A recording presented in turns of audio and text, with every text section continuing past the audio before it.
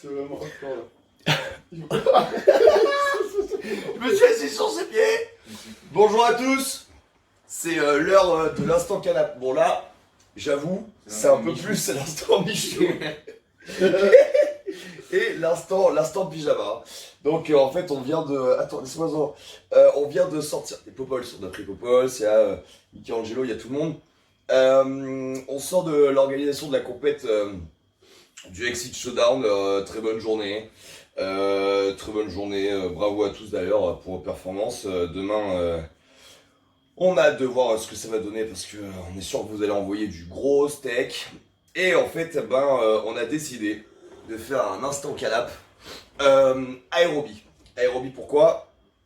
Parce qu'il y a Emeric qui est là. Emeric qui est champion d'Europe d'aérobie. Que ce serait énorme qu'il soit champion d'Europe d'aérobie. Mais ça n'existe pas, donc on peut peut-être. L'aérobie, c'était pas le truc de l'aérobie. fitness. Champion d'Europe d'aérobie. Non, c'est quoi? C'est pas l'aérobic? Non, on est en train de twerker juste avant la vidéo, vous allez pas rentrer dans le délire. Donc juste pour que vous sachiez, il y a 30 secondes, Orlan était en train de regarder un tuto YouTube pour apprendre à twerker. Bon, d'où c'est parti, je peux pas l'expliquer. Hein. Si, on cherchait une. Mais non, on Oui, a alors. dit qu'on faisait un instant canap aérobie, On et a- il a compris En fait, on a un débat. On voudrait savoir, est-ce que twerker provient d'une antéversion suivie d'une rétroversion du bassin extrêmement rapide ou y a-t-il un mouvement de contraction musculaire en plus? Voilà. Mais bon, ne twerkant pas, on ne peut pas. Mais bon, si vous avez un débat, si vous avez des astuces de twerk, je pense qu'on est preneur. CF, la story de Mika Bodyfit. Voilà, c'est Si, par rapport à attends, Mika. Tant bien que mal. Voilà, on voudrait nous aussi twerker parce que c'est mignon de CrossFit, mais bon. Ça remplace ça. Emeric soulignait le fait que ce serait vraiment Un plus. performant de Voilà, c'est snatcher vraiment un 100 et de. Le but twerker d'Emeric en après. 2020, c'est d'arracher 100 kilos et de twerker juste après. Malheureusement, j'ai peur de twerker avant d'arracher la vidéo. C'est bien ça le problème. C'est bien ça le problème. Donc, Emeric est un coach de CrossFit Plus et il a une grosse spécialité sur les sports d'endurance suite à son passif sportif pré-CrossFit.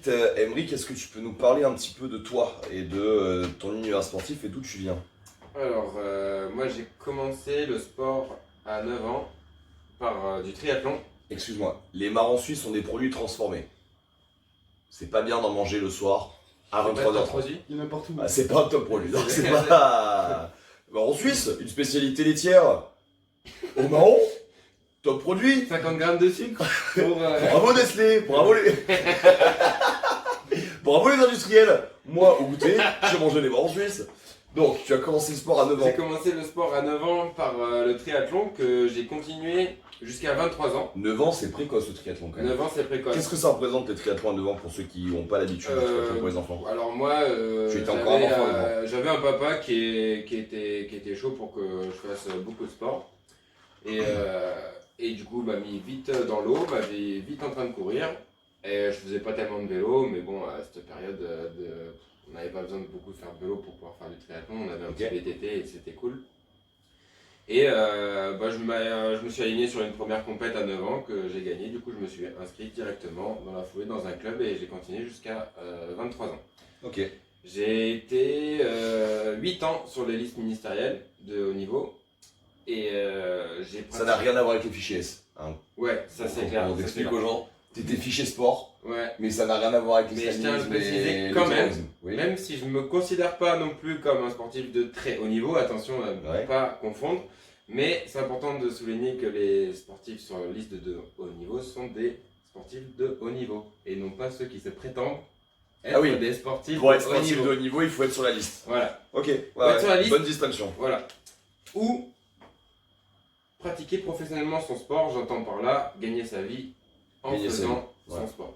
Tout à fait. Ce que j'ai pu faire pendant quelques années. Si de temps en temps il y a une marque sur Instagram qui vous propose un t-shirt, vous n'êtes pas sportif de haut niveau. Vous êtes influenceur. Voilà, vous êtes Un influenceur. influenceur de merde. Ce qui est plus facile. Ce qui est plus facile. Oui, Parce oui, que, aujourd'hui oui. C'est plus facile. Il suffit de s'abonner tous les soirs. Tous les soirs, vous prenez un Insta, vous copiez tout le monde. Enfin, c'est une technique avec Michou. Non bébé, par contre, si je peux me permettre, décidé de le mettre, tu vas Je le le mettre garde. tout l'instant. Ça, Voilà, ça, c'est clair et net. voilà, non, parce que ça te va vraiment très bien. Toi, tu t'es pas vu derrière la caméra et moi, je t'ai vu. Ouais, ça fait Ah, ressortir mes vraiment, doigts. vraiment, t'es beau. Ouais, on a carré de lui faire les sourcils. On va peut-être à carré de lui faire un petit Placement peu produit. ça. Placement produit. Ouais. Donc, on disait, jusqu'à 23 ans sur les listes de sport de haut niveau. Et j'ai décidé d'arrêter parce que ça me gonflait. Parce que c'était beaucoup d'heures d'entraînement. Et comme le triathlon n'est pas un sport très médiatisé, même si quand on est très bon, ce qui n'était pas mon cas, on peut bien gagner sa vie, je considérais que je faisais beaucoup trop d'heures pour pas beaucoup d'argent. Ouais, c'est quand même un sport qui, en termes de volume, demande un niveau d'entraînement. C'est le sport le plus chronophage quasiment qui existe, je pense. Chronophage. Alors, peu de gens utilisent ce terme, mais je pense qu'au Scrabble, Terme. voilà, vous éclatez. Alors, C'est pour ça que j'ai voulu le placer direct. Mais chronophage, Parce qu'en fait, écoute, j'aime Je ce vais pas terme. beaucoup vous sortir de mots savants, mais comme je connais chronophage, je le sors d'entrée. Ah, mais chronophage, franchement, tout de suite, ça montre le mec qui connaît tout ce qui est aérophagie. Voilà. Ouais. Rien à voir. Ok. Mais entre aérobie et chronophage, Aérophagie. Ah ouais, d'accord. Ah ouais. Oh là, il est mort. T'as pris trop de morts en Suisse là. Genre, c'est le chiffre qu'il a transformé. Oh merde. Ça va devoir couper à cause de toi. Mais non. sauf que là, si je pars en fou rire, on n'a pas fini. Donc, excusez-moi. Oh merde. Oh, il est parti trop loin.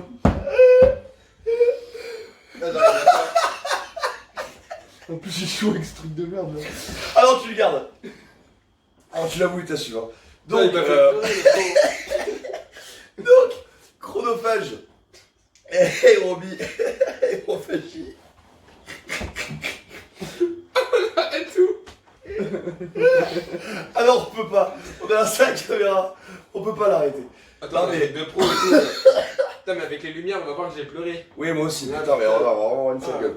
Donc, Merde. bref, t'as arrêté parce que ça prenait trop de temps, ça rapportait pas d'argent. Voilà. Rappelons, pour ceux qui sont intéressés par le développement personnel et le business, que vous n'avez que deux richesses, le temps et l'argent. Donc, quand vous faites un truc qui rapporte pas, c'est bien d'arrêter. Voilà. Et oui, et puis surtout, beaucoup de gens pensent que c'est super sympa de vivre de son sport, mais je tiens à préciser que bon, c'est quand même pas si sympa que ça. Prenez n'importe quelle chose de votre vie que vous adorez et faites-le 35 heures par semaine. Ça devient plus une passion mais un métier. Ouais. Et dans ce cas, on perd quand même vachement cette notion de plaisir. Ouais. Et en fait, quand on est sportif de haut niveau, le plaisir est uniquement dans la performance. Donc quand la performance s'y perd un peu, c'est compliqué de continuer dans un projet et dans un cursus. Ok, donc toi, par rapport à ça, t'as passé quoi comme diplôme?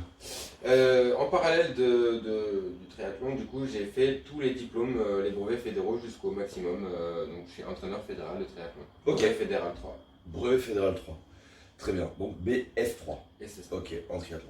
Donc tu vas pouvoir un petit peu discuter, ce qui est très intéressant dans un sport comme le nôtre, qui est censé développer l'ensemble des aspects du fitness, le côté no pain, no gain qu'on a développé en général nous fait croire qu'on doit finir en PLS tout entraînement, et si vous faites une séance de 30 minutes où vous n'avez pas vomi, où vous n'avez pas fini éclaté par terre, comme ça, vous considérez que vous ne vous êtes pas assez entraîné. Emric, est-ce que tu peux nous expliquer comment se développe la vraie aérobie? Alors, bah, c'est super intéressant que tu parles de ça parce qu'en plus, le triathlon a eu sa propre évolution et est assez précurseur justement dans tout ce qui est aérobie pour ça. C'est que les premières tendances ont voulu faire beaucoup d'intensité pour pouvoir aller vite parce que, attention, moi j'ai pratiqué le triathlon de courte distance, je ne parle pas d'Ironman, c'est pas le même sport. L'Ironman c'est un peu comme CrossFit, c'est une marque, et le triathlon c'est un sport avec une fédération. Donc par exemple ceux qui font les Jeux Olympiques font du triathlon avec la Fédération Française de Triathlon. Ok, Ceux qui font l'Ironman d'Hawaï, ils font ok, un truc d'une société. ok. J'ai perdu le fil, du coup c'était... Tu disais développement aérobie Ouais. et donc l'évolution du tri. Voilà, Parce qu'il exactement. faut aller vite. Et en fait, on a eu des tendances au début à faire beaucoup d'intensité pour pouvoir aller vite. Et la culture Néo-Z Ouais. nous a apporté ça. Ça s'appelle l'entraînement polarisé. Et en fait, ça découpait en fait votre semaine d'entraînement entre 80% et 20%. 80% du volume d'entraînement effectué à basse intensité et Ok. 20% seulement effectué à haute intensité. Donc on en revient à un 80-20, un truc pour ceux qui sont des fidèles de l'instant canap. Le 80-20, c'est un chiffre que vous trouvez partout, qui part au départ de l'effet de Pareto. 80% des choses ne servent à rien et 20% des choses sont utiles et il vous suffit de vous concentrer sur ça. Donc c'est une proportion que tu retrouves dans ce que tu expliques. Donc 80% du temps de pratique sur de la vraie basse intensité. Par quoi on peut définir pour les gens qui nous regardent la basse intensité pour toi? Comment on la caractérise? Alors c'est super intéressant d'en parler. La basse intensité, pour parler grossièrement, je dirais déjà que c'est une allure qu'on Ouais. peut tenir minimum 30 minutes à 1 heure. Ok, Voilà. déjà de base, ça peut être une bonne consigne. Voilà, c'est une allure aussi où également vous pouvez tenir une discussion. Ok. Genre si vous courez et que vous n'êtes pas capable d'aligner 3 mots d'affilée, c'est que vous n'êtes pas en basse intensité. Donc consigne d'exécution sur la basse intensité. En gros, vous avez chaud, vous transpirez, mais par contre, vous n'avez pas un rythme respiratoire qui vous empêche de discuter. Genre dès que vous commencez à faire c'est trop, vous n'êtes plus en basse intensité. Moi, ce qui me faisait beaucoup rigoler à une époque, bon, je le vois encore toujours, c'est les mecs qui me se disent, qui font une story Insta, grosse session récup active, 10 kills de rameur à 1,57. Alors je vous explique. Ouais, avec des intervalles des fois. Ouais, tu sais, ouais, genre je l'ai fait en 30-30. Alors, alors, ce qu'on vous explique là, c'est qu'en fait, l'allure de l'aérobie, c'est genre l'allure de l'échauffement et c'est de l'endurance fondamentale. Votre cœur, en fait, dès que vous faites, c'est déjà trop, en fait. C'est-à-dire qu'il faut que vous puissiez discuter avec votre pote en vous disant au bout de 10 minutes, ouais, je vais peut-être enlever mon t-shirt ou mon sweat parce que j'ai un peu chaud. C'est ça l'allure. Donc, si vous êtes à 1,57 au rameur, il y a au 500, il y a quand même de très grosses chances que vous ne soyez pas dans un travail maximal. Mais par contre, ça sera sûrement pas de la récup. Donc c'est intéressant parce que souvent vous voulez développer l'aérobie, donc vous faites des séances de cardio, mais en fait vous les faites tellement fort, vous n'êtes pas du tout dans le développement aérobie. Vous êtes dans un autre type de développement dont on pourra parler après, mais le développement aérobie c'est pas ça. Donc ce que tu nous expliquais en fait, c'est que par rapport à ce type d'entraînement polarisé, tu t'entraînes 35 heures par semaine, allez si on fait 80%, on va en grosso modo, ça va faire à peu près 25 heures par semaine, très tranquille. Donc tu pédales pour pédaler, mais comme tu m'avais expliqué à une époque, tu regardes pas l'écran. Ouais, ou alors tu fais de la technique comme en altéro par exemple. Ok, Tu peux ouais. faire des séances techniques pas lourdes Ok, ça. Et donc il y a 20% du temps, ce qui va représenter à peu près 10 heures par semaine, où tu te la colles. où là tu ramasses. Voilà. Ok. Et en fait, ça rejoint un peu les deux notions d'aérobie dont j'aime bien parler. Ouais. J'aime bien faire des comparaisons. Il y a toujours des aspects de l'aérobie qui sont mal compris dans le sens où l'aérobie, je considère ça comme un réservoir Ok. qu'on utilise. Ok. Le réservoir, ça va être ce qu'on appelle grossièrement le foncier. Ok. Ça va être les 80%. Ok. Les 80%, c'est ce qui va permettre d'agrandir le réservoir. Mhm. Les 20%, Donc C'est le ce qui- développement de la capacité, ce que tu veux dire. oui. Ouais. Et les 20% d'intensité, c'est ce qui va vous permettre d'utiliser le réservoir à 100%. La puissance. La puissance. Capacité, puissance. Exactement. Donc en fait, l'un ne va pas sans l'autre. Et donc ça sert à rien de travailler l'un sans l'autre. Carrément. Carrément. Donc en fait, ce qui est très intéressant, vas-y. C'est le débit d'un robinet en fait. Oui, c'est ça. C'est ça. Le débit. Le- La ça- puissance, le débit. Là, c'est la contenant, taille du cumulus. La taille du contenant C'est et ça. le débit. Ouais, du parce flot. qu'Orlan, en fait, avant de vouloir faire coach, il était T'es plombier. plombier. Donc voilà. Donc en gros, pour vous expliquer, c'est très intéressant parce que c'est pareil, j'ai beaucoup de mal à expliquer ça aux gens que je coach, mais en général, quand les gens arrivent sur notre programmation, ils disent putain, mais il n'y a pas beaucoup de volume. Et en plus, je leur dis que, hormis une fois semaine sur un IWT, le reste du temps, j'aimerais qu'ils WOD tranquille, c'est-à-dire qu'ils finissent pas dead quoi. Et les premiers mois, on a eu beaucoup de gens sur le groupe compétiteur qui ont eu du mal à se mettre avec ça. Mais quand on voit la progression qu'ils ont au bout de... Bah aujourd'hui ça va faire presque 10 mois qu'on a lancé le projet, la plupart nous remercient d'avoir changé leur manière de travailler. C'est un peu comme l'haltéro en fait, l'haltérophilie, vous êtes censé Même le travail de la force, vous êtes censé travailler quand même. Haltérophilie, pardon, pas le travail de la force, je nuance mon propos. Vous êtes censé travailler sous 75% de votre max, 80% du temps, et des fois vous allez vous faire des petits suspens. Ouh là là, je vais tenter un petit 3x2 à 80%, un petit 3x3 à 80%, et si vraiment je suis pompé l'op de ouf, je vais peut-être monter à 1x2 à 90%. Et pareil, quand j'ai commencé à entraîner Orlen de cette manière-là, c'était un peu frustrant parce que on bosse toujours aux alentours des 90-95 kilos et on se demande quand est-ce qu'on va pouvoir un peu lâcher la bride. Et ce matin, on est parti en compète d'haltéro, on a vraiment lâché la bride et ça s'est très très bien passé. Donc il faut savoir se faire confiance parce qu'en fait, à moins que vous soyez plein comme un poney, vous ne pouvez pas en fait shoot hormonalement, vous n'êtes pas fait pour shooter de l'intensité. C'est un peu la définition du 100%. C'est un peu la La définition définition du 100%, c'est qu'on peut pas tout le temps y être. En fait. Exactement. Voilà. Les gens qui, par exemple, arrachent 130, mais par contre, ils arrachent 127 toutes les semaines, personnellement, pour moi, ça ne fait absolument aucun doute qu'ils sont dopés. Je veux pas, mais c'est absolument impossible de faire ça. Pour vous donner un exemple, on a eu plein de discussions avec Benjamin Henka pendant quelques temps où il était ailleurs. Benjamin Henka qui a arraché 160, 165 en compétition, c'est un mec qui vous dit, moi, à l'année, je m'entraîne à 120 kg à l'arraché. Des fois, je me fais des suspens, je monte à 130. Et à 8 semaines d'une compétition, j'augmente les squats et les tirages et progressivement, je retape 130, 135, 140, 145, 150, 55. Et les jours de la compète, boum. Mais le mec ne reste pas à l'année avec un arraché à 160, 165.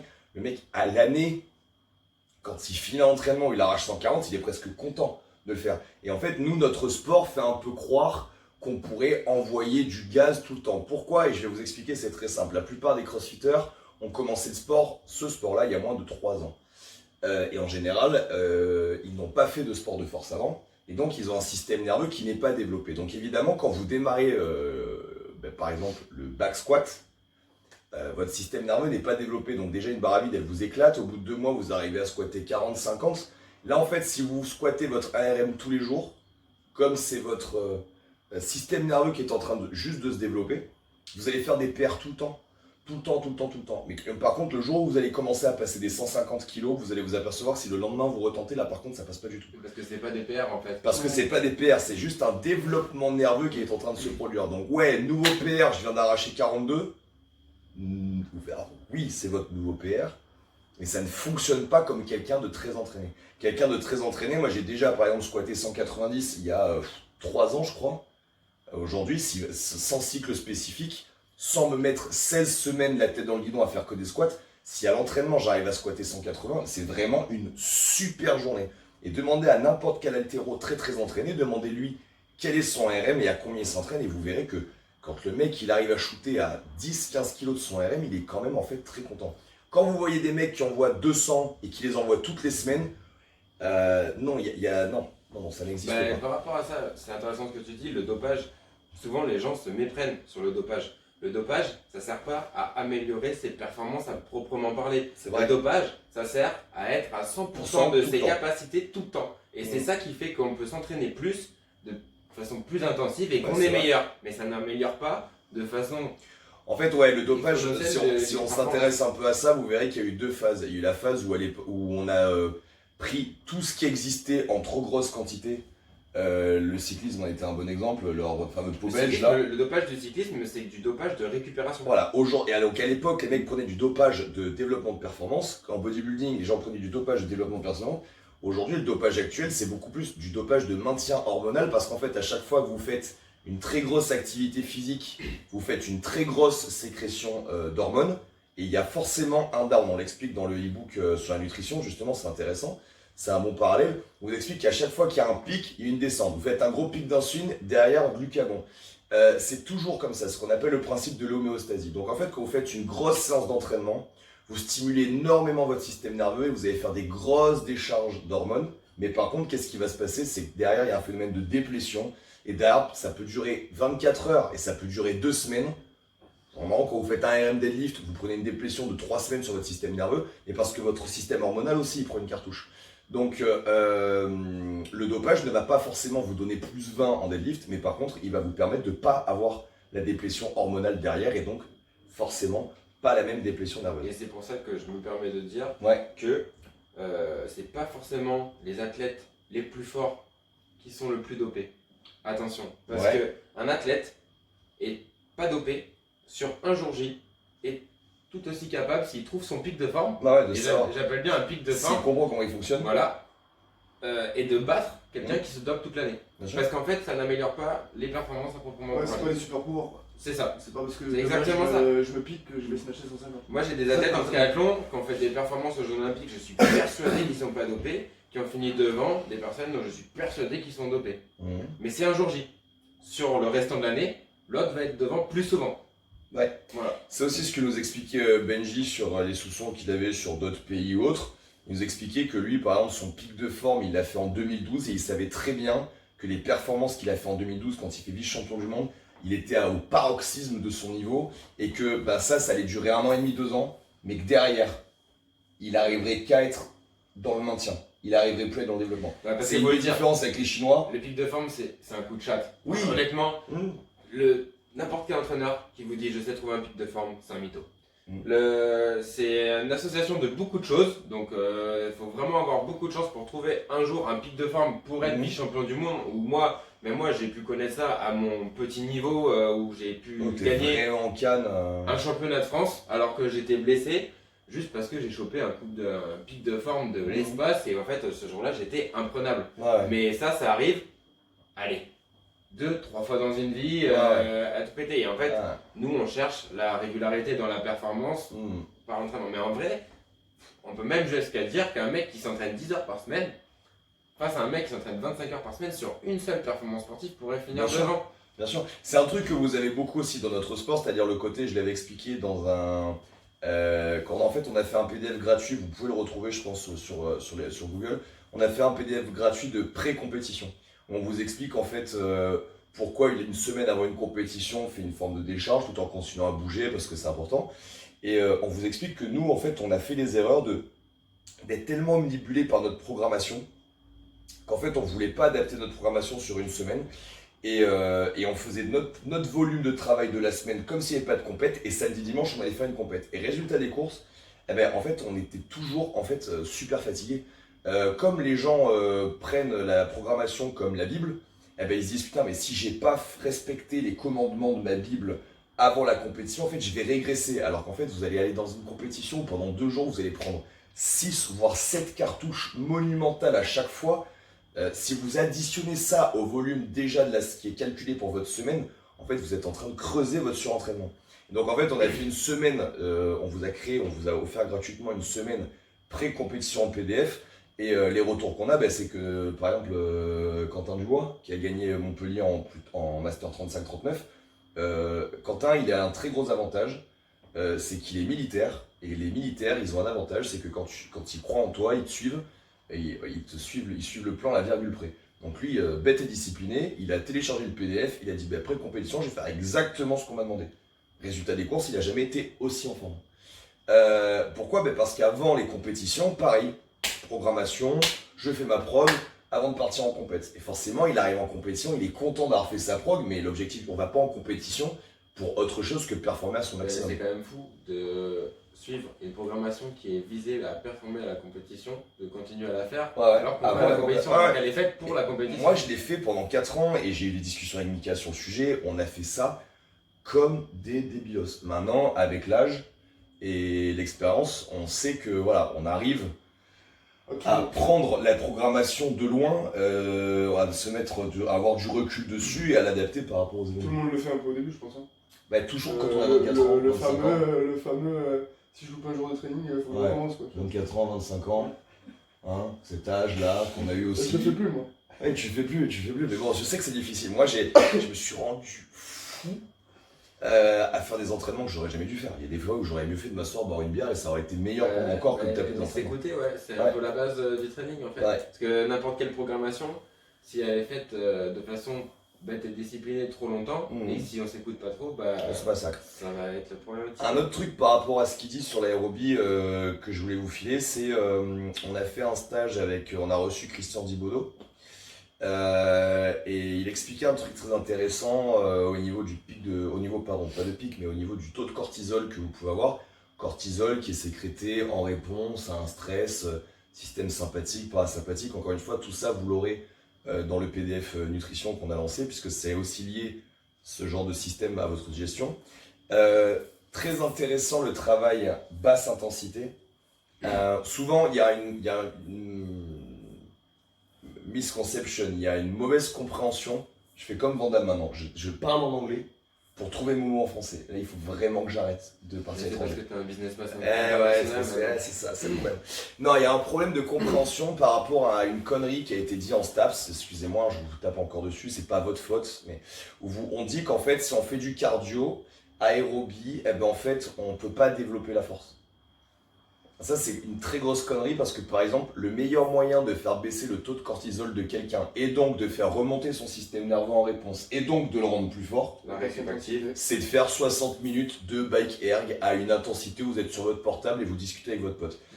Pour les gens qui sont très très stressés en termes de business, en termes de boulot, en termes de vie de tous les jours, vous pouvez croire que faire 60 minutes d'oxygénation de vos jambes sur un vélo, ça va complètement péter votre cycle de back squat que vous êtes en train de faire. Vous vous trompez. J'ai jamais personnellement ressenti autant de force après avoir fait juste la veille 60 minutes de bike erg, mais vraiment à 2 à l'heure. Et l'anecdote, c'est que j'en ai parlé avec Christian Thibaudeau, et Christian Thibaudeau disait, mais c'est totalement logique, à partir du moment où tu sais que ce cardio basse intensité fait en fait circuler ton sang, et donc tous tes mécanismes d'élimination, et donc que tu vas faire baisser ton taux de cortisol comme ça, la réponse de ton système nerveux est quasi immédiate, et le lendemain, tu es beaucoup plus fort.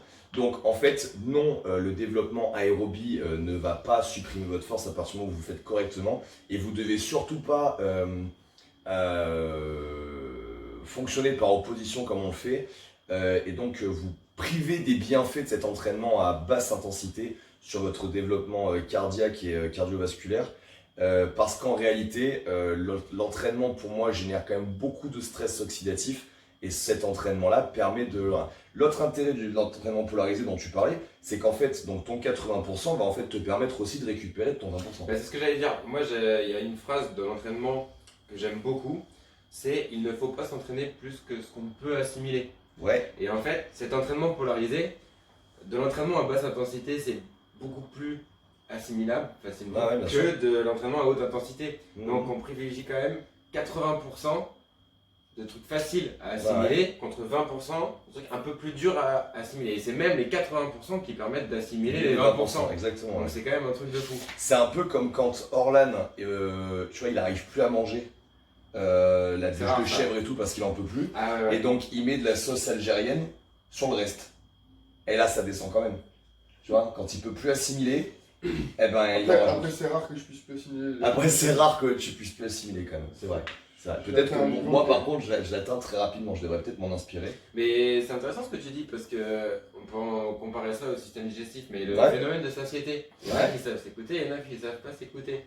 Mais un mec qui mange à sa faim assimile quasiment 100% de ce qu'il mange. Oui. Un mec qui mange plus que sa faim, on est d'accord qu'il ne va pas assimiler la plupart des choses. Je suis d'accord avec toi. C'est clairement c'est pareil pour l'entraînement. D'ailleurs, c'est une des raisons enfin, je sais pas si vous avez déjà entendu parler sur les reportages et tout. À l'heure, on parlait un peu terre plate, physique quantique. Voilà, on pourrait aussi expliquer le théorème des trop gros caca, peut-être, qui bouche un peu des fois vos toilettes et tout. Voilà, on parle de caca aussi dans ce livre qu'on a fait. Ça va vous surprendre pour ceux qui sont pas prêts, mais on vous expliquera comment analyser votre caca. Voilà, c'était la minute caca. Attends, mais tu dis ça, mais c'est super important d'analyser. C'est super important. Et quand vous avez un enfant, au début, vous analysez ses selles. Quand on a fait la formation, quand j'ai fait la formation OPEX, je crois qu'à l'époque il y avait personne qui avait fait la formation caca. Non, quand j'ai fait la formation OPEX, à l'époque il y avait personne en France qui le faisait. Guillaume ne plus diplômé, même dans le caca. Même dans le caca. Et en fait, on arrive sur la partie nutrition, et là les mecs ils t'expliquent, voilà, est-ce que votre caca il est mou, est-ce que le caca de votre client est mou, solide. On va demander des analyses de sel assez... Et en fait, bon, il vous explique, vous n'êtes pas forcément obligé d'aller voir le caca de vos clients, mais par contre, quand vous sentez qu'ils sont stressés ou dans un état qui change, il faut leur demander si ça se répercute aussi au niveau digestif. Et le seul moyen de la demander comment ça va, c'est est-ce que là, il y a quelque chose qui a changé parce que c'est un vrai signe de santé. Donc, non, non, on parle de Quand quelqu'un. ton client te mais, fait chier, est-ce que c'est un peu lié ou pas? Ça dépend. Est-ce qu'il te fait chier ou est-ce qu'il te déclenche des crises d'aérophagie? Peut-être qu'il Parce que- peut-être qu'il se fait chier parce qu'il chie mou. Peut-être, Et ben voilà. peut-être, mais voilà, il y a tout un théorème à développer. Franchement, tout est lié en fait. Tout est lié, tout est lié. L'univers est... La pyramide, le sphinx, les Illuminati, c'est... la Terre plate Oh pardon. et les francs-maçons. Les Illuminati, pas d'Illuminati. Non, voilà, en plus je suis sur internet, je pense Bon, Illuminati, voilà. là, il Alors, va on va mettre parler. un bip. Vous voulez développer Voilà, un concept de compétition, c'est terminé. On va Donc, tester. L'aérobie, très important, 80-20, et surtout leur expliquer qu'une fois qu'ils sont au-delà en fait, d'une certaine intensité, en fait ils ne sont plus dans l'aérobie. Yes, et alors, donc en triathlon, c'est surtout en course à pied.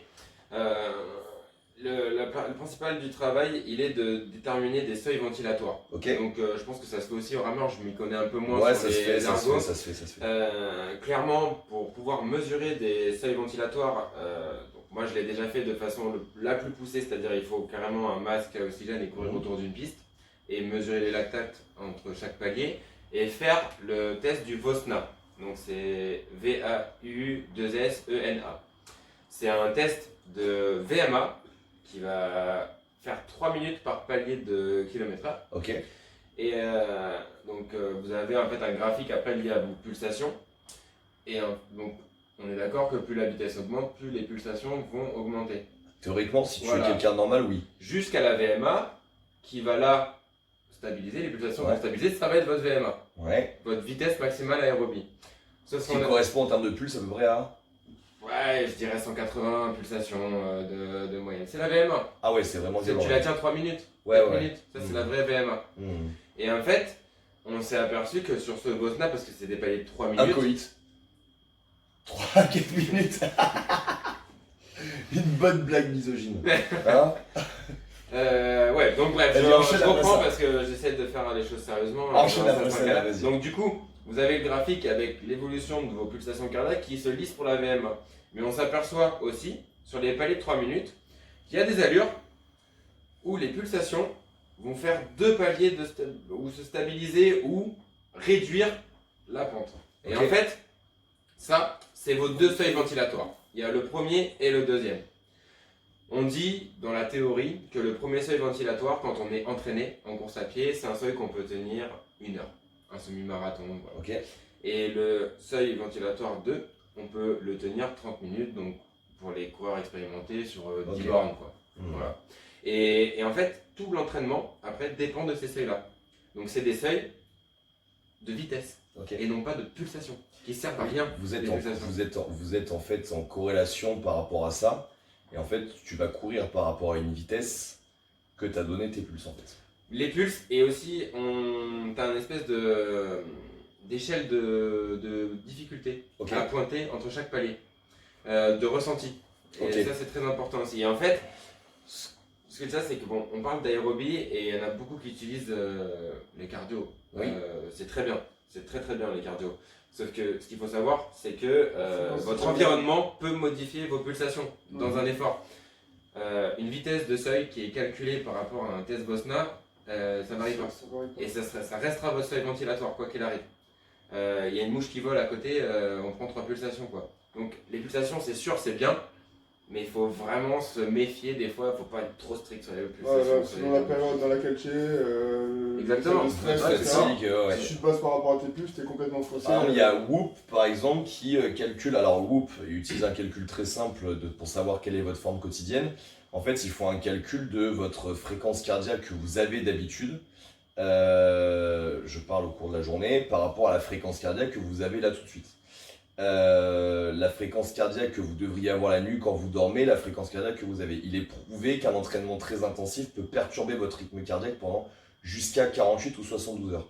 Donc selon votre niveau de fatigue, votre stress augmente, vous êtes plus sympathique et votre cœur il tape pour envoyer plus de sang parce que les organes ils sont fatigués. Donc votre rythme cardiaque de base est modifié par votre état de fatigue. Quand vous êtes bien reposé, bien relax et pas trop de toxines, vous avez un rythme cardiaque qui est beaucoup plus bas que quand vous êtes stressé et fatigué.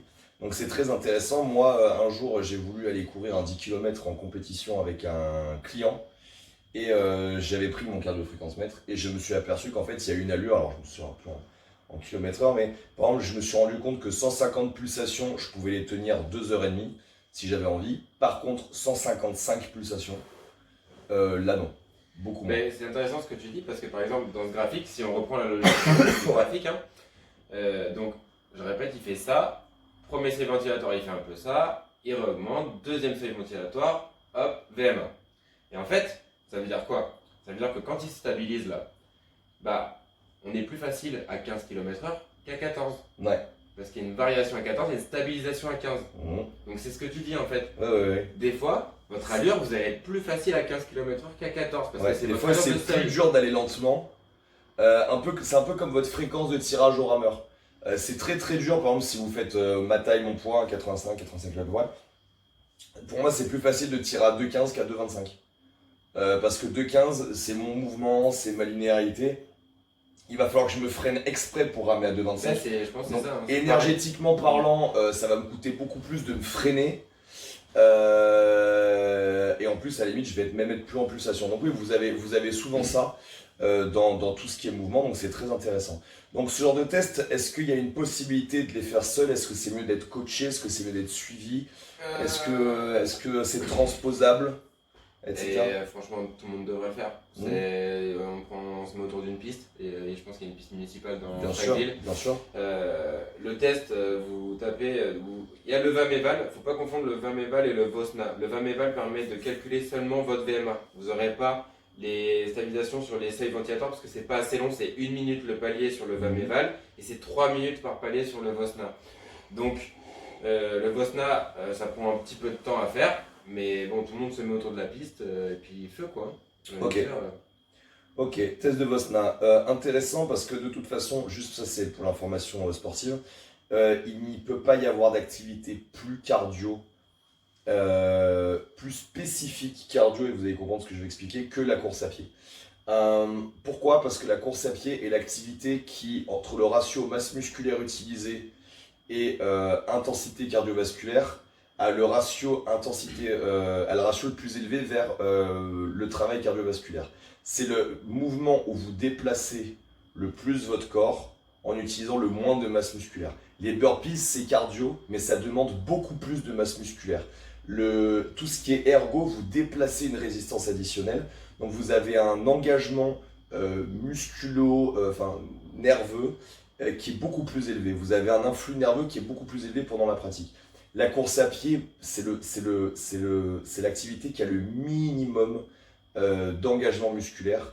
Donc, c'est celle où vous êtes le plus proche de la vérité au niveau de vos calculs sur votre endurance cardiovasculaire. Si vous voulez faire ce genre de test sur du rameur, sur des ergos, sur des burpees, ça ne fonctionnera pas parce qu'au bout d'un moment, ça ne sera plus les limites de votre système cardiovasculaire que vous allez atteindre, mais exactement, ce sera d'abord des limites musculaires et puis même si vous sentez... Pas de VMA d'ailleurs. D'accord, tu vas nous expliquer la différence juste après. Ce qui va vous faire exploser en fait, vous penserez que c'est le cardio, mais c'est qu'en fait, les muscles vont tellement être gorgés et vont tellement appeler de nutriments, ils vont tellement avoir de toxines à enlever que c'est eux qui vont indirectement augmenter votre rythme cardiaque et c'est pas du tout votre rythme cardiaque en lui-même qui va exploser. Donc vous ne pouvez pas faire, enfin vous pouvez, mais celui qui sera le plus proche, si vous voulez vraiment chercher les limites et la connaissance de votre système cardiovasculaire, seule la course à pied vous permettra d'être au plus proche de la réalité. VMA versus PMA. La VMA, vitesse maximale aérobie, la PMA, puissance maximale aérobie. Donc comme tu dis, sur la PMA, c'est des seuils, c'est pareil, c'est des seuils, mais avec une notion de musculaire. Ouais. On va s'oxyder musculairement, pas cardiaquement. Ouais. PMA, on en revient à PMA, puissance. Puissance, c'est force fois vitesse. Il y a forcément une notion de résistance. Donc à partir du moment où vous pédalez sur un pédalier, à partir du moment où vous poussez dans un rameur, à partir du moment où vous déplacez votre poids de corps beaucoup plus à l'horizontale, type burpees, vous avez un engagement musculaire qui est beaucoup plus important.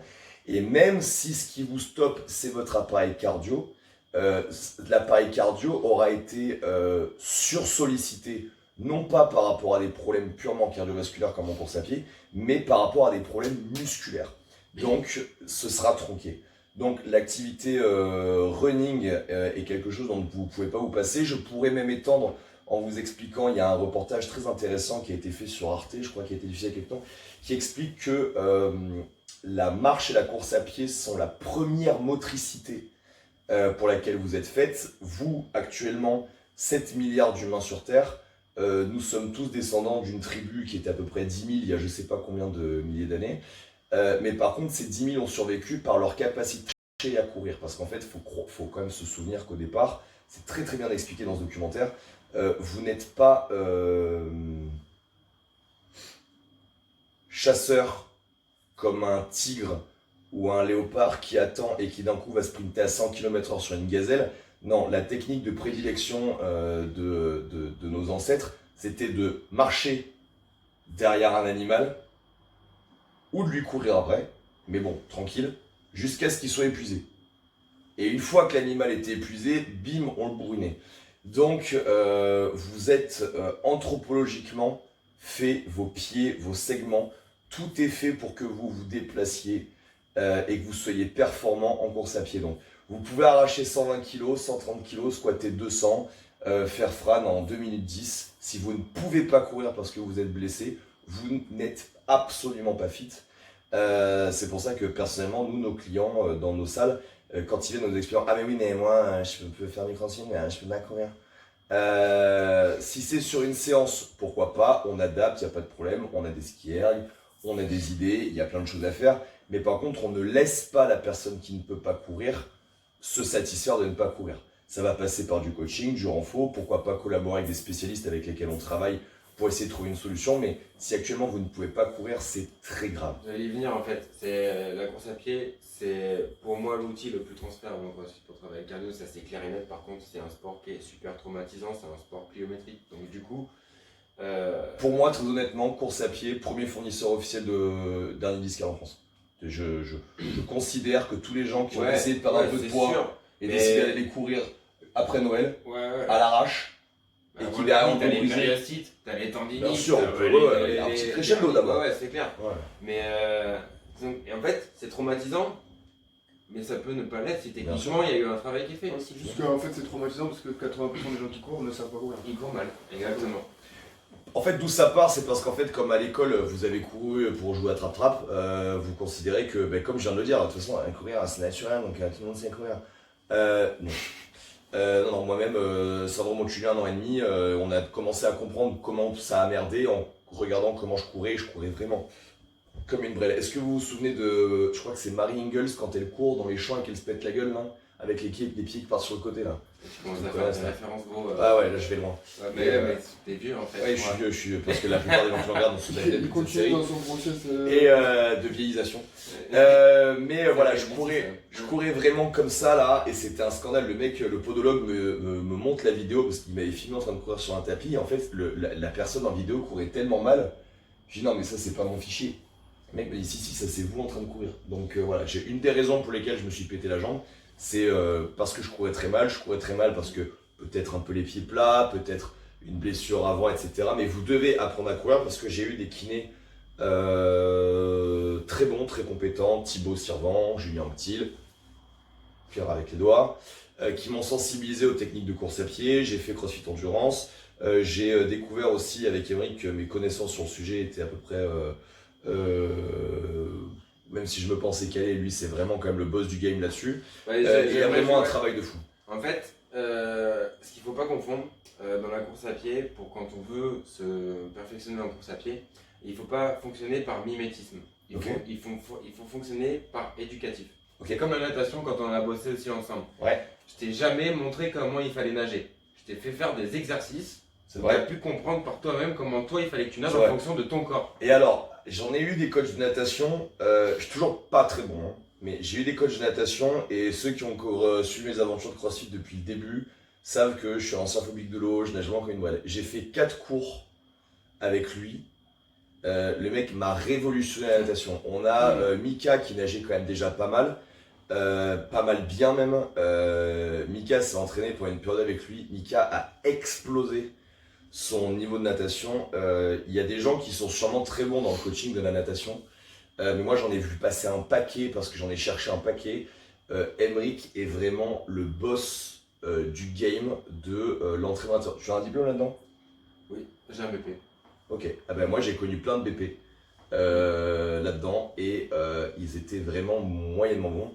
Emric est vraiment, vraiment super balèze. D'ailleurs, il y a des chances qu'on fasse un petit stage, qu'on organise une petite journée ou pourquoi pas un petit week-end d'entraînement ciblé course à pied, ciblé natation sur 2 jours. On va en discuter, mais je pense que ça peut être très intéressant parce que c'est quand même 2 activités super importantes. Et avec les conseils qu'il a et les éducatifs qu'il va vous filer, ça peut vraiment vous révolutionner. Voilà, je parle pas comme ça souvent des gens, mais voilà, quand il y a des gens surcompétents dans leur domaine, il faut en parler. Et Emric, vraiment, l'été dernier, le mec m'a révolutionné la nage. Je me souviens de notre premier cours dans ta piscine chez toi, où j'arrivais même plus à faire 25 mètres, je crois, tellement tu m'avais déboussolé. Et après, je faisais des 50 en. La séance qu'on a fait à la piscine de Fréjus. Solide. J'avais jamais nagé comme ça de ma vie. Exceptionnel, exceptionnel. Donc voilà, donc tu disais éducatif et pas mimétique. Et en fait, donc la clé d'un bon coach, mais ça vous le savez, c'est comme en CrossFit, en fait, ça va être de vous filer le bon éducatif en fonction de vos défauts. Voilà. Donc surtout, ne regardez pas les nageurs de la télé nager et faire comme eux, c'est pas comme ça que ça marche. Ne regardez pas Bekele courir et essayer de courir comme lui, c'est pas comme ça que ça marche. Ne regardez pas Matt Fraser bouger et essayer de Ouais, c'est pas comme ça que ça marche. compliqué, ouais. Il faut faire des éducatifs pour pouvoir améliorer sa propre façon. Tu l'as dit toi-même, courir c'est naturel. Il faut pas modifier une foulée naturelle. Il faut la sublimer. Ok. Ouais. Putain, poète en plus. Quoi, c'est beau ce qu'il dit quoi. Oh merde. Je suis un peu excité quoi. Bon écoutez, j'espère que ça vous a intéressé. On va conclure, on a une. On va juste vous parler d'un petit projet. Emric a proposé, et après une réunion qui a duré au moins 30 secondes, on a décidé de le faire. Le 17 mai, on va faire une compétition à Fréjus avec un concept un petit peu novateur, je vous explique. Pour ceux qui ont connu les régionales à l'époque, le concept était simple, vous vous inscriviez en individuel aux Open et vous pouviez, une fois inscrit, rejoindre une équipe et en fait vos scores, les 4 premiers scores qui étaient rentrés dans l'équipe, des 2 hommes et des 2 femmes, apportaient des points à l'équipe et à la fin, les 20 meilleures équipes de la région accédaient au régional. Parle-nous un petit peu de toi, de ton projet, de ce que tu voudrais faire et pourquoi c'est commun avec ça. Bon déjà c'est une idée qui trotte un peu depuis un moment parce que ça vient un petit peu de là où je suis. En fait le circuit de triathlon que je faisais était un peu basé sur le même principe, c'est-à-dire que c'est un sport individuel mais avec une grosse notion d'équipe quand même, et le CrossFit c'est quand même vraiment la même chose. Ouais. Et je tenais à essayer de créer un concept où les gens seraient fiers de représenter leur box. Ok. Déjà, ça me tenait à cœur. Donc pour faire le plus simple possible, parce que c'est quand même un peu compliqué en vrai, c'est un week-end où les gens vont venir faire des WOD individuels. Ok, donc déjà, compète au départ indiv. Mais Voilà. attendez, parce qu'après, ça peut aller. Voilà. Sauf que, à la fin, de toute façon, il y aura un classement individuel, forcément, parce que les WOD sont faits en individuel. Donc vous pouvez venir. Comme les Open. Les Voilà, Open, vous exactement. faisiez les Open en indiv, Voilà, vous vous exactement. inscriviez, vous payez, bam, vous êtes en indiv. Voilà, il y a toujours un classement indiv. Mais il y aura un classement général par box à la fin, qui sera fait sur les 2 meilleurs scores de chaque WOD, hommes et femmes.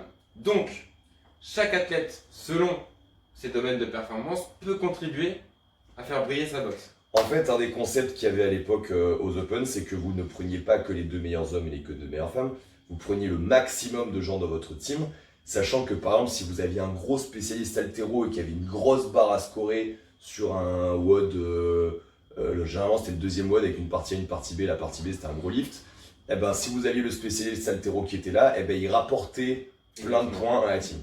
Vous n'êtes pas à l'abri d'avoir un WOD super cardio, vous avez un petit chien maigre qui défonce les burpees et les pull-ups, et boum, il vous score que sur ce truc-là. Donc même principe, Vous vous inscrivez en individuel, vous pouvez rejoindre votre team. Et le jour J, le jour de la compétition, vous scorez pour votre score individuel, mais si vous êtes dans un top score par rapport à votre team, vous rapportez des points pour votre team. On parle de team de boxe. Exactement. Et Vous ça, c'est représentez très une important. équipe, vous ne représentez pas une prog. Vous ne représenterez pas We Are Athletic, vous ne représenterez pas Athletic Strange ou Viking ou les autres, Mjolnir ou Invictus ou peu importe. Mjolnir, t'as dit Oui, je connais pas comment on dit. Mjolnir. Mjolnir, ok, d'accord. Ouais, c'est les marteaux de Thor quand même. Luc, je te demande pardon. Je suis pas. Mjolnir, prononce pas. d'accord. Ok. ok. Donc, Et c'est pas fini. Parce La qu'en suite. fait, il faut savoir qu'on réfléchit à trois et qu'on est des gens un peu torturés. Donc il faut Bien quand sûr. même toujours compliquer un peu. Névrosé. Plus. Voilà. Donc, à la fin, il y aura une finale. ok. On est d'accord. Mais il y aura une finale individuelle avec les meilleurs athlètes individuels. Et il y aura une finale avec des teams 2 hommes et 2 femmes des 4 meilleurs box représentés depuis les routes du début jusqu'à la demi-finale. Je sais pas si c'est très clair ce que je viens Ok, de donc dire. team de 4 sélectionnés. Les 4 meilleurs athlètes des 4 meilleurs box participeront à une finale à 4 pour départager qui était la meilleure box C'est ça. du week-end. Voilà, donc on reprend. C'est une compète où vous vous inscrivez en indiv. C'est une compète où une fois que vous êtes inscrit en indiv, vous allez rejoindre la team de votre box. C'est une compète où vous pouvez inscrire le nombre de personnes que vous voulez dans la team. C'est une compète où vous allez scorer pour vous-même pour un classement général tout le week-end. Et c'est une compète où vous allez scorer tout le week-end pour la team. À la fin, vous aurez une finale pour les meilleurs indives. À la fin, vous aurez une finale pour les 4 meilleures équipes qui sélectionneront leurs 2 meilleurs hommes, 2 meilleures femmes et qui y participeront, j'ai envie de te dire, dans une espèce d'apothéose finale à un chapeau de Mais fitness. c'est tout Voilà, simplement. voilà. Et ce nouveau concept s'appelle. Et donc, ce nouveau concept va s'appeler Unity, U-N-I, plus loin T, parce que de l'unique, l'indiv, vers la team. On va lancer les inscriptions, je pense, d'ici la semaine prochaine, le temps qu'on peaufine un peu les pages. Commencez déjà à réfléchir à votre participation à vous, chauffez des gens dans votre équipe. Trouvez-vous C'est un un très poney bon en moyen. altéro, trouvez-vous Voilà. un mec qui court. Comme dans les Power Rangers en fait. Mais Vous c'est prenez, ça, c'est clair. vous prenez une force rouge, une force Mais bleue, c'est parce que clair. comme ça, quand vous allez vous réunir, vous allez faire un super mégazord Mm. et vous pourrez défoncer un mauvais méchant qui vient d'une autre planète. Non. Non, mais voilà, tous les talents sont importants parce que l'important ça va être à la fin de pouvoir représenter votre équipe, de représenter votre box, peu importe les programmations qu'on peut représenter, et ça peut encore vous faire bizarre parce que c'est mon travail, mais peu importe les programmations qu'on partage ou qu'on fait chacun dans nos salles, à la fin le week-end, ceux avec qui vous allez boire des coups, ceux avec qui vous faites l'anniversaire de votre salle, et ceux avec qui vous êtes heureux de participer à des événements restent quand même en général vos collègues de votre box, enfin j'espère, parce que si vous préférez sortir avec vos collègues de programmation plutôt que vos collègues de box, il y a quand même un problème dans votre environnement. Et donc voilà, ce sera un bon week-end pour se réunir. Donc ce sera le week-end du 17 mai à Fréjus sur 2 jours. Voilà, j'espère que ça vous a intéressé. Merci à Carton vous. rouge. Oh putain, on a allé oublier un méga carton rouge. Attention, C'est Orlan, hein. c'est pas fini. Orlan. Orlan, c'est à toi. Orlan. Carton rouge, Comme quoi. ça, c'est moi qui passe. Attends, hein. attends, déjà, Je parle pas beaucoup, mais j'en. Eh gros, j'ai pas j'enculerai. parlé maintenant. déjà, écoute-moi, déjà, tu n'as pas le droit Ouais, mais d'enlever là, ta je suis cape. à 36. Tu n'as pas le droit d'enlever ta cape. Tu es Michou. J'ai trop chaud. Michou, si tu le regardes de là-haut. En plus, la lumière Instabiach là. Ah, parce que vous savez pas ce qu'on a mis comme lumière, mais les gars, C'est c'est studio. n'importe quoi. Je pense qu'on a bronzé à la fin de la. Oui, c'est sûr qu'on a Déjà, je bronzé. suis aveugle. D'ailleurs, regarde. Oh, j'ai bronzé. Personnellement, j'arrive pas à voir à 2 mètres. Donc, ils ont décidé de faire un carton rouge. Putain, j'allais oublier le carton rouge. Les gars, c'est quoi le carton rouge? Un petit carton rouge sur. Au gros carton rouge. Ah ouais, gros Le carton rouge. gros mec. De l'ampleur de Ouais, la ouais, connerie. ouais. Attends, mais en plus, ce week-end, on le vit quoi. Ah, on le vit, on en Non, parle. mais Exactement. c'est- exactement. Donc, Des fameuses personnes qui ne sont pas venues ou qui s'empêchent de venir à certains endroits ou certains événements pour le fameux coronavirus. le coronavirus. Hein? coronavirus qui arrive là. Donc ça nous permet de nous prendre ce soir, samedi soir, un petit 49.3 pour la réforme de retraite. Des couilles quoi, le coronesse quoi. Le Mais- coronavirus. Du coup, il y en a, ils auraient bien fait d'essayer de le choper quoi. Ouais, Et- non, En fait, c'est le pas coronavirus, non, celui-là, il y a un grand paquet de monde qui le chope. Mais coronavirus, alors coronavirus, voilà, on voulait juste un peu, nous aussi, en parler parce qu'il n'y a pas de raison qu'il n'y ait que BFM qui ait le droit d'en parler. Coronavirus, moi je suis vraiment partisan du fait que un des problèmes dans le monde actuellement, c'est qu'on est trop nombreux. Hein, nous sommes le virus de la Terre. Donc 7 milliards d'humains qui polluent un peu en pouvoir. Il a dit qu'il reste en quatre. Donc pour moi, je considère que moi j'aimerais qu'on voit le coronavirus comme une chance. Comme la canicule en Bah, 2003. t'es pas trop loin. En plus, là, il nous met dans ces trucs, tu vois. On lance Voilà, moi j'attendais qu'il y ait un virus qui dégomme un petit peu le monde. Pour l'instant c'est bien lancé, donc j'aimerais déjà qu'on réserve un accueil un peu plus couillu à ce virus. Voilà, le H1N1, on m'en a parlé, je l'ai pas vu arriver. Oui, pour le coronavirus. Pour le coronavirus. Je démords un bout de chaud. On m'a parlé du SRAS, moi j'ai pas vu de mort. On m'a parlé du H1N1, toujours pas. J'ai vu un film avec Thanos, le mec qui fait comme ça avec des pierres sur le cinéma, c'est pas vrai, ça n'a pas marché, c'était un film. Et là on met un coronavirus, quoi, les gens ils meurent par 2, par 3, et remettons les choses en perspective, je plaisante, mais pas trop. Combien de morts la grippe par an? 7000 en France, 20 je 000, crois. 20 000. Ouais, 20 000. 20 000. 20 000, bon. Enfin, peut-être pas en France, hein, mais 20 000 Ah ouais, par an. ouais, je sais pas gros. Bon, on va dire qu'en France, on a 7000 qui claquent, on est à 2 là du coronavirus. Ouais. Et donc vous voulez pas sortir à cause du coronavirus. Voilà, alors je vois moi aussi des vidéos en Chine. C'est dramatique, hein, les gens ils sont enfermés, ils font leurs courses dans des trucs en plastique. S'il vous plaît, ils avaient qu'à pas manger des pangolins. Les pangolins, c'est des animaux qui sont en voie d'extinction. Moi, mon père il est viette. Donc je me sens proche de cette communauté asiatique. J'en ai marre de les Mais les Asiates, c'est des Asiates, arrêtez de faire n'importe quoi, il y a à manger, manger des nouilles, je sais pas, faites... Enfin, bon, les chiens c'est plus pas mal, mais le pangolin, à un moment, attends, tu vois... Vous voyez ce que c'est un pangolin, les gars? Les gars, un pangolin, et tu te dis, ouh, je vais le manger. Mais laisse-le tranquille, il est là, il est tranquille, il joue, il fait sa vie avec ses copains pangolins, et toi tu vas le manger. Mais c'est normal qu'il te donne des maladies. Au bout d'un moment, pourquoi tu t'attaques pas à des volailles, des trucs, des courgettes, des trucs comme ça? Le pangolin c'est pas fait pour être mangé, c'est normal que là-haut ils te disent, toi tu vas arrêter de manger des pangolins, tiens, prends un virus dans ta gueule. Enfin voilà. Alors ça se transmet un peu, ouais, il y a un peu des morts, mais bon, la plupart des gens qui meurent, ils ont 80 ans, ils ont des insuffisances respiratoires, de toute façon c'était sa grippe ou une autre, ils calment. Donc est-ce qu'on pourrait arrêter ce délire autour du coronavirus, s'il vous plaît? Est-ce que c'est possible d'arrêter? J'ai pas du tout envie de mourir, que mes parents ils meurent, j'ai pas envie non plus que, voilà, j'ai envie que l'apocalypse elle arrive, j'attends le grand effondrement. Mais bon, là quand même, il faudrait attendre un truc un peu cow-boy, tu vois, un retour d'une bonne peste noire, un truc vraiment hardcore quoi. Vous avez vu ce truc, c'est pas vrai. Tout le monde veut acheter un masque pour le H1N1, il y a 2 morts en France, mais par contre, il y a je sais pas combien de dizaines de milliers de sidaïques, mais personne ne met le capot.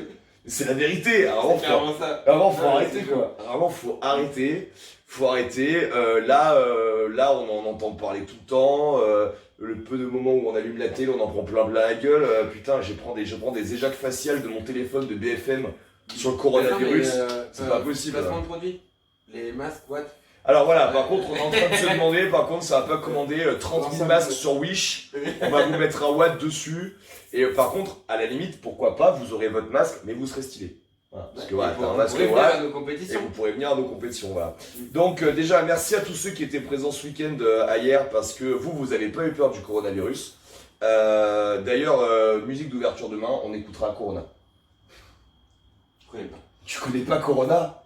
1989, je crois, ou 1990. Ah gros, faut que t'arrêtes là. The Rhythm of the Night, non? Ah C'est si, Corona, ça. si. Attends, Mais ils ont ressorti une version en plus. trouve-moi Corona. Ouais, ils ont ressorti une version là. Ah, je sais Le pas si... film Bad Boys. Arrête. Mais oui. Est-ce que t'es en train de me dire que la Ah, mais sortie attends, de Bad Boy là, correspond au film, la musique Corona, en même temps que le coronavirus? Parce que là, est-ce que là, il n'y aurait pas une vraie conspiration des Illuminati, par exemple? Tu vois? Est-ce que Bad Boy n'aurait pas été... Bah attends, mec, attends. Attends. Allez, ça va Vas-y, plus loin, trouve-le, ça. trouve-le. Il faut qu'on fasse une parodie du coup. Le Corona. Vas-y, Michou. Vas-y, Michou. Oh bah là, si je me lance là-dedans, Vas-y, écoute-toi. je sais pas si c'est assez fort pour entendre la Tu vidéo. sais, t'inquiète, ils vont l'entendre.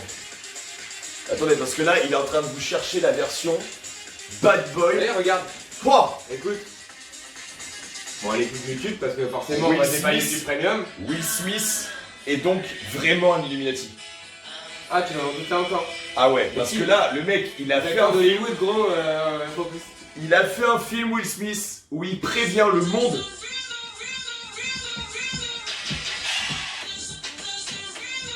Non mais attendez, est-ce que vous vous rendez compte? On vient de découvrir dans l'instant canap que Will Smith, en faisant Bad Boy, essayait de prévenir le monde d'une pandémie de coronavirus. C'est peut-être lui qui a lancé. Oh là là. Qui a lancé le. Mais c'est sûr. Ou alors il a eu l'information avant tout le monde et il s'est dit, tu sais quoi, je vais faire un film, je vais reprendre la musique de Corona, je vais lancer et les gens ils vont comprendre. Et nous, comme on est cons, on n'a pas compris. Mais en plus, on n'a pas écouté les paroles, il faut le dire en vrai. Peut-être. Mais il rappe et tout. On se sent dans la solution. Ok, prochain instant canap, On va le couper. On va les le couper. complotistes, les complotistes. On va le couper. L'instant canap des complotistes. La prochaine fois, on vous expliquera pourquoi la pyramide, en fait, elle a été construite de telle manière à ce que l'axe du sphinx, eh ben, en fait, il pointe des trucs et que ça nous prévient qu'il va y avoir une mort imminente dans 12 000 ans. Bref, Et la Terre est plate et la théorie des cordes. Et ça, faut que tu regardes Interstellar. là, mais on va regarder Interstellar. Écoutez, prochain instant canap, je vous donnerai nous vous donnerons nos analyses du film Interstellar. Et si ça vous plaît, on se regardera juste après Inception. Oh bah là. Et on essaiera de croiser les deux. Et on essaiera d'en tirer une théorie sur les Illuminati et les univers parallèles. Bon, merci à tous, j'espère que ça vous a plu. C'était long, hein. Ça a duré combien de temps? J'ai aucune idée. Beaucoup trop longtemps. Ouais. Allez, à très bientôt. Beaucoup trop longtemps. Allez, ciao, Et, Michou. et il m'a rendu responsable de le lancement.